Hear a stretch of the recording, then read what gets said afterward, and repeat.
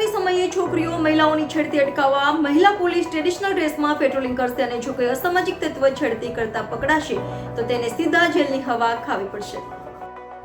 સુરતમાં નવરાત્રી સમયે છેડતીની ઘટનાઓ ન બને તે માટે સુરત પોલીસ સજ્જ થઈ ગઈ છે। ત્યારે સુરતમાં નવરાત્રી સમયે અસામાજિક તત્વોની શાનમાં આવી જતા પોલીસે જણાવ્યું છે આ વખતે ટ્રેડિશનલ ડ્રેસમાં મહિલા પોલીસ ગરબે ઝૂમશે અને ગરબે ઝૂમતી મહિલા પોલીસ મહિલાઓની સુરક્ષા પણ કરશે।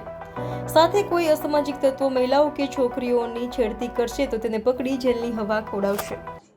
સુરત સિટીમાં સીપી સાહેબની સૂચના અને માર્ગદર્શન હેઠળ દરેક પોલીસ સ્ટેશનમાં સી ટીમ કાર્યરત છે। દરેક સી ટીમમાં 5 થી 6 કર્મચારીઓ કાર્યરત છે।